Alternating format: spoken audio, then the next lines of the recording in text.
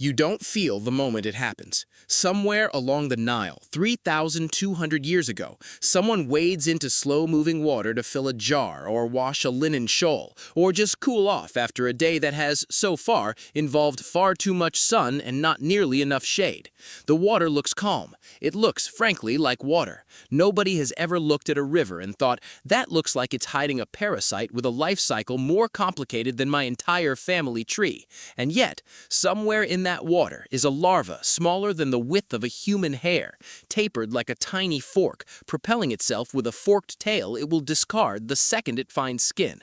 It doesn't wait for an invitation. It doesn't need one. It finds a patch of exposed skin, presses against it, and releases enzymes that begin dissolving a doorway directly through the epidermis. This is the opening move of schistosoma, a blood fluke, a flatworm, and honestly one of the most quietly successful organisms in the history of human disease. And this scene didn't happen once. It happened over and over for thousands of years to a civilization we tend to picture in gold and marble and monumental stone, not in blood vessels. Because here's the part that should stop you. We know this happened to real people because some of those people are still here. Not alive, obviously not alive, but present, mummified, catalogued, studied, and inside some of them, scientists have found something extraordinary: calcified parasite eggs, structurally intact, and inside those eggs, fragments of genetic material old enough to have been laid down while the Trojan War was, according to legend, still being fought. I need to be precise here because this is the part everyone gets a little too excited about, myself included. This isn't a living organism. It's not going to reanimate. What we're talking about is ancient DNA, degraded, fragmented, chemically weathered genetic material preserved by an accident of chemistry and climate, good enough to let us read pieces of it thousands of years later. Living DNA makes for a better headline than spectacularly well-preserved biomolecules, but the real story doesn't need the exaggeration. The real story is stranger than that. Let's go back to that riverbank, because the mechanism here is genuinely one of the strangest entry strategies in parasitology. The larval form, called a cercaria, doesn't wait for a cut or wound. It doesn't need one. It actively burrows through intact skin, using a combination of mechanical wriggling and enzymatic digestion, essentially chewing a microscopic tunnel through the outermost layers of your body in under a minute. Once through, it sheds its tail. It doesn't need it anymore, and dragging extra baggage through a bloodstream is inefficient and becomes something biologists call a schistosomulum, which frankly sounds like a Pokemon, but is in fact a juvenile fluke now loose in your subcutaneous tissue. From there, it does something remarkable. It finds a blood vessel and gets in. Not near a blood vessel. In it, it enters your circulatory system directly and starts traveling through the tissue into small veins, toward the lungs, then systemically through the heart, and eventually toward the veins draining the liver and intestines, or, in some species, the bladder. It is hitching a ride through your entire cardiovascular highway system, using your own blood pressure as free transportation. And your body, to its credit, notices almost immediately that something foreign just crossed the border. Unfortunately, and this is a phrase you're going to hear a lot from me, noticing a problem and solving a problem are two very different skill sets. Your immune system is, at its best, a phenomenally coordinated defense network. At its worst, it's airport security run by caffeinated raccoons who've been told there's a threat somewhere in the building, but not where, what it looks like, or whether it's actually dangerous. When the schistosomulum enters your skin, local immune cells detect tissue damage and foreign proteins and respond the way they respond to basically everything: inflammation, redness, itching, sometimes a rash people call swimmer's itch, which is your immune system's opening argument. Something is here and I do not like it. But here's the twist that makes this parasite genuinely one of the great con artists of the microscopic world. As it matures, it starts coating itself in molecules borrowed from your own body, host blood group antigens, host proteins. It essentially steals your immune system's ID badge and wears it as camouflage. Your body, which is very good at identifying foreign things, becomes much worse at identifying something that's now dressed convincingly as you. This is known, well studied, extensively documented across decades of immunology research. What's still genuinely debated is exactly how complete this camouflage is across different species and life stages, and how much of the parasite's long-term survival depends on active immune suppression versus passive disguise. Scientists scientists agree it does both. They disagree on the ratio. Meanwhile, deep in your blood vessels, something bigger is happening. The juvenile fluke is growing up, and it's not planning on staying single. Fast fact: adult schistosoma flukes are one of the only trematode parasites and one of very few animals at all that live as permanently paired couples.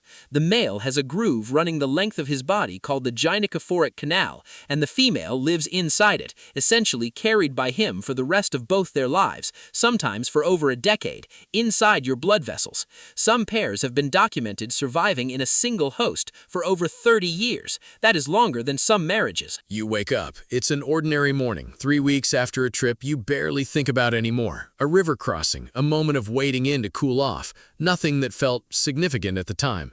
You feel fine. Slightly tired maybe, but you've been telling yourself that's just the time zone catching up with you. Meanwhile, somewhere behind your ribs, a juvenile fluke has just finished its tour through your lungs and is settling into the portal venous system, the network of vessels draining blood from your intestines toward your liver. It's not causing pain. There's no nerve ending screaming that something foreign has taken up residence in a major organ's blood supply. Pain, as a system, is designed to alert you to acute injury, a cut, a burn, a break. It was never built to detect a worm the length of a fingernail quietly repositioning itself inside a vein. You could walk past a mirror right now and see nothing. You could go to work. You could genuinely have no idea. This is one of the more unsettling truths about internal parasites in general. The absence of pain is not the same thing as the absence of a problem.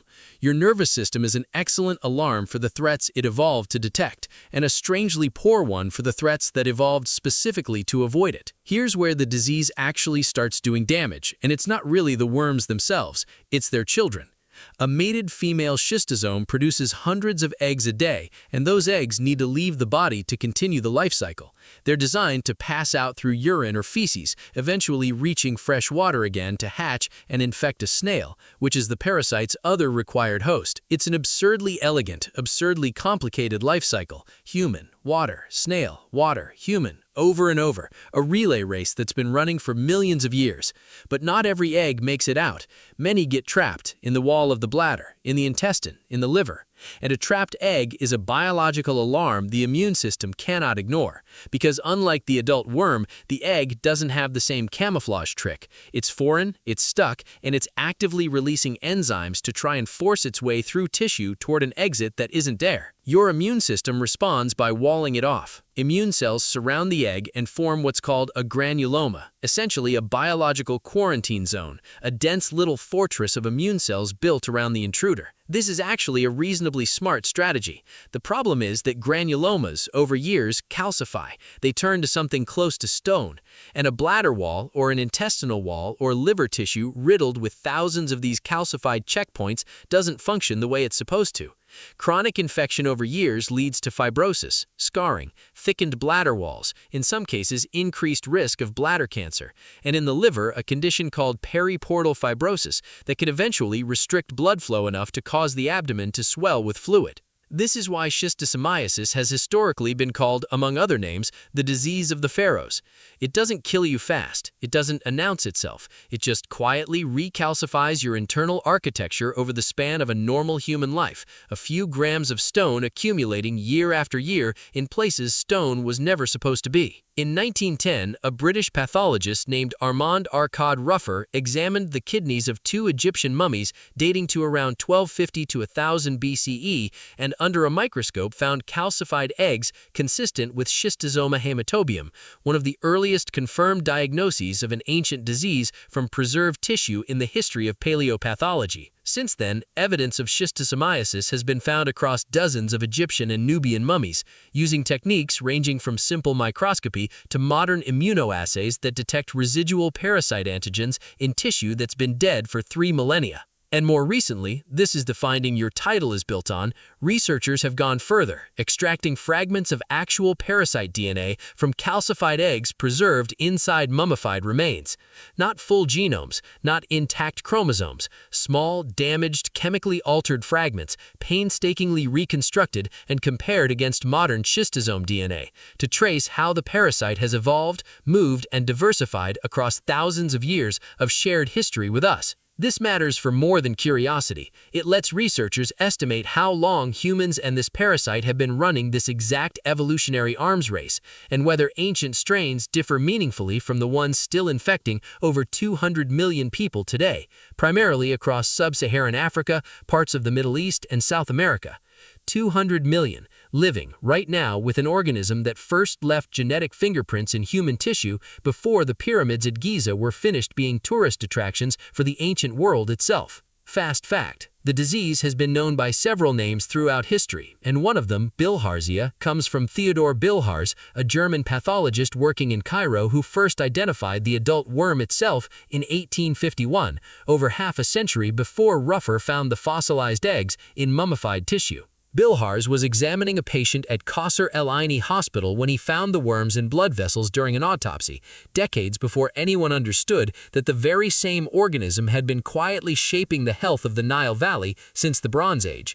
Medical history, like most history, tends to circle back on itself in ways nobody plans. Here's a detail I find almost too good to be a coincidence, though it technically is one. Ancient Egyptian medical texts, including the Ebers papyrus, a document dating to roughly 1550 BCE, making it one of the oldest surviving medical texts in existence, describe a condition involving blood in the urine, referred to using terminology that some historians of medicine have linked to what we now recognize as urinary schistosomiasis. The text doesn't understand parasites, doesn't have microscopes, doesn't have germ theory in any form. It simply observes a symptom common enough in a population exposed enough to be worth writing down as a recognized ailment with its own name. This is known with caveats territory, and I want to flag that honestly. The linguistic and medical interpretation of ancient Egyptian symptom descriptions is genuinely difficult, and not every scholar agrees on exactly which modern conditions map onto which ancient terms. But the broader picture, that blood in the urine was common enough in ancient Egypt to be documented as a recognizable condition, lines up remarkably well with what we now know about how endemic this parasite was in that exact population, in that exact place, doing exactly what it still does today. Myth 1. True or false? The Egyptians got schistosomiasis because their hygiene was primitive by modern standards. Verdict? False, and it's a little unfair to them. Reality, schistosomiasis isn't a hygiene disease in the way, say, cholera is. It's an irrigation disease. It thrives specifically in slow-moving or standing freshwater that hosts the right species of snail, which describes irrigation canals, reservoirs, and flooded agricultural fields with startling precision. Egypt's entire civilization was built around controlled seasonal flooding of the Nile for agriculture. The engineering that made Egyptian farming extraordinarily productive also created essentially by accident one of the most efficient transmission environments this parasite could ask for.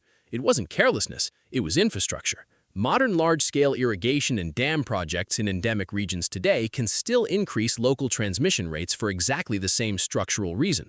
The disease follows the water management, not the soap. Here's a detail that still genuinely unsettles people in infectious disease circles. Schistosome eggs don't just sit there passively waiting to be trapped, they actively secrete enzymes to digest their way through blood vessel walls and surrounding tissue, using host inflammation almost as a delivery mechanism. Some evidence suggests the immune response itself may actually help usher the egg toward the bladder or gut lumen it's trying to reach. In other words, in trying to fight the invader, your body might be partially doing the invader's job for it. This is where I have to be honest about the boundary between known and hypothesis. That eggs release proteolytic enzymes to breach tissue, well established. That granuloma formation aids at least some eggs' passage into the lumen, supported by a reasonable body of evidence, mostly from animal models. That this is a deliberately evolved strategy rather than a convenient side effect, still debated. Evolution doesn't require intent, and it's entirely possible the parasite is simply exploiting a side effect of inflammation that happened to help it, rather than the immune response having been shaped specifically for that purpose. Biology is very good at looking intentional without actually being intentional. It's less a mastermind and more a contractor who happened to notice a shortcut. Picture it like two engineering teams that have never spoken to each other, both convinced they're solving the correct problem. Team 1, your immune system, sees a foreign object lodged in tissue and does what it always does: wall it off, isolate it, deploy specialized cells to break it down or contain it permanently. From its perspective, this is a total success story. Threat contained. Team 2, the egg, is not trying to survive in your bladder wall. It was never supposed to be there in the first place. It's trying to leave. Its entire biological purpose is to get out, and the enzymes it releases aren't an attack on you personally, they're an escape attempt from an environment it was never designed to live in. Both systems are, in a sense, right. Both are also, in a sense, working against each other's goals in a way that produces collateral damage neither one intended. Nobody in this story is the villain. Everybody is just doing their job, badly, at the same time, inside you. Not everyone infected with schistosomiasis develops severe long-term disease, and this is one of the more genuinely puzzling parts of the condition. Some individuals carry chronic, repeated infection for years with minimal symptoms and little detectable organ damage, while others in the same community, exposed to what looks like similar water and similar frequency, develop significant fibrosis.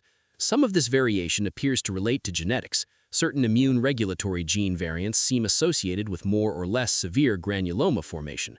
Some of it relates to the total worm burden. A handful of pairs is a very different situation than hundreds. Some of it may relate to co-infections and general immune status.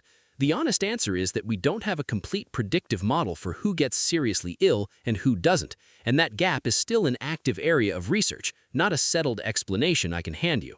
Here's the part that tends to make people sit up. The primary treatment for schistosomiasis is a drug called praziquantel.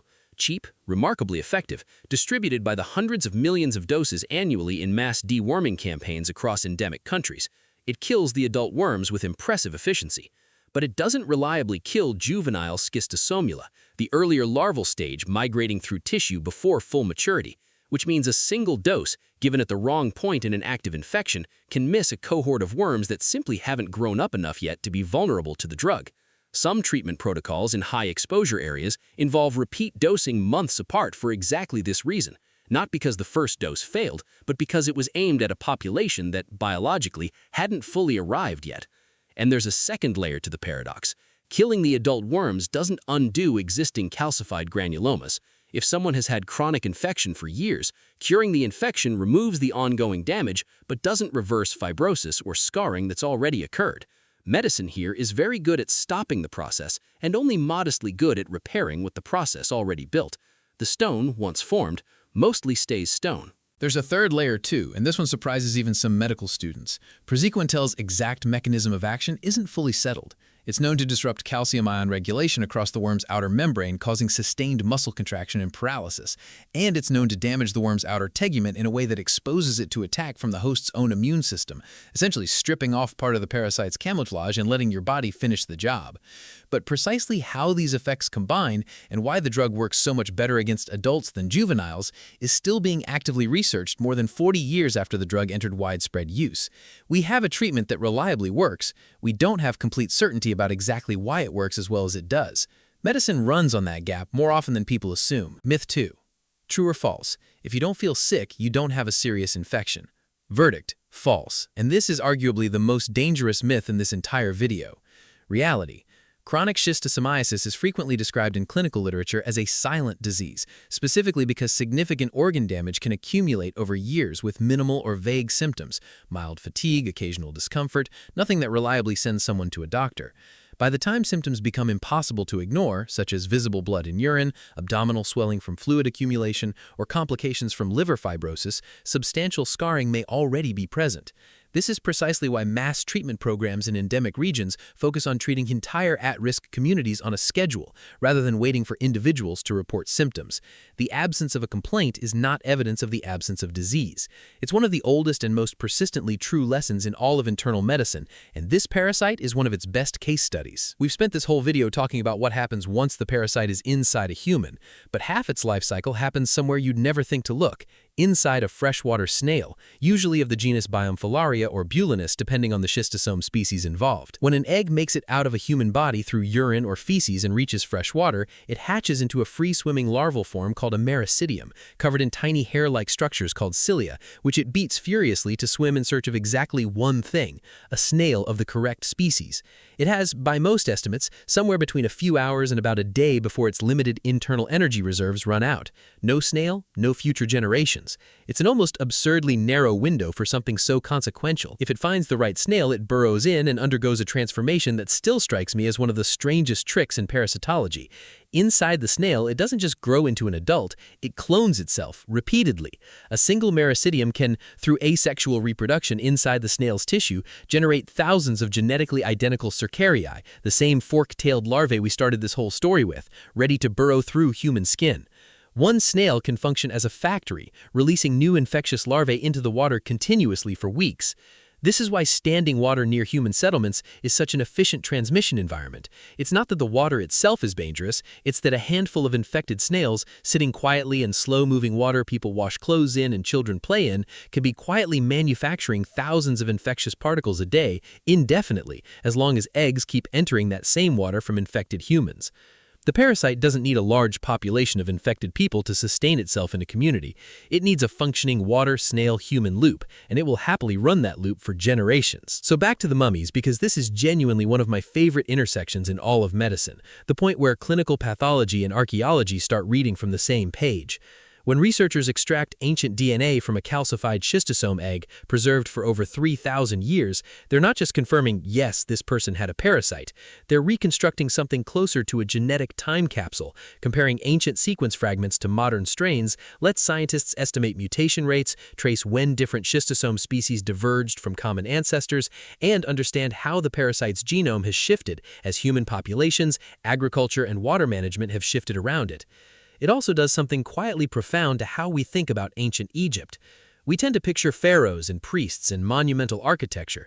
The mummies studied for schistosomiasis were often laborers and farmers, the people actually standing in irrigation water for hours a day, generation after generation, building the agricultural surplus that made the monuments possible in the first place.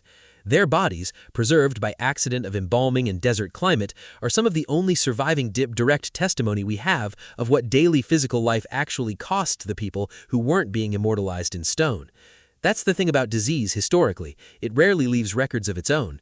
Kings write inscriptions, farmers don't, but a calcified egg in a kidney doesn't lie, doesn't have propaganda, doesn't care whose reign it was. It's about as honest a historical witness as biology ever produces. The World Health Organization estimates schistosomiasis currently affects over 200 million people, with hundreds of millions more living in areas at risk of transmission.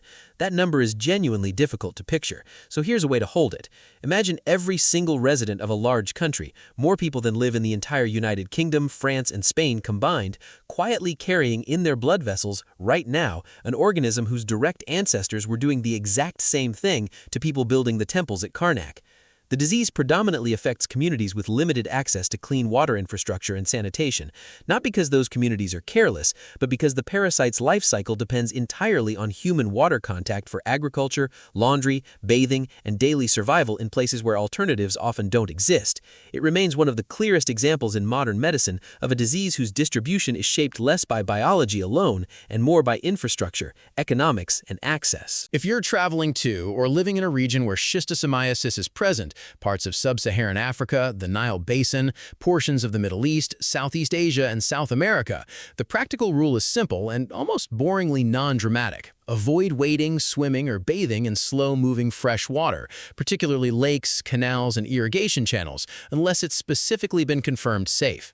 Fast-flowing rivers and properly chlorinated water are not meaningful transmission risks. This is very specifically a still water, snail-dependent disease, not a all water is dangerous situation. If you've had that kind of exposure and later develop symptoms, and I want to be honest that symptoms are often subtle or entirely absent for a long time, things like unexplained blood in the urine, persistent abdominal discomfort, or unusual fatigue after known fresh water exposure in an endemic area are worth mentioning specifically to a physician, along with your travel history. This is a disease that's frequently missed simply because nobody thought to ask the right question, not because it's undiagnosable. A simple stool or urine test or a blood antibody test can usually confirm it, and treatment is cheap, short, and highly effective when caught at a reasonable stage. But honestly, the biggest lesson here isn't really about avoiding a lake, it's about time. This is an organism that has been running the exact same biological playbook, essentially unchanged, since before written language had fully matured as a technology. It found a body, it found a blood vessel, and it settled in for the length of a human life, over and over for thousands of years, leaving behind a fossil record written not in stone tablets, but in calcified eggs sitting quietly in preserved kidneys, waiting, it turns out, for someone with a microscope and entirely too much curiosity to come looking. Medicine gets a lot less frightening once you realize that almost nothing your body does, even the parts that go catastrophically wrong, is random. It's mechanism all the way down. Every symptom is a system doing exactly what it was built to do, just occasionally in exactly the wrong direction. Understanding the mechanism doesn't make the disease harmless, but it does make it comprehensible, and comprehensible is so much less frightening than mysterious. If you want more videos like this, subscribe.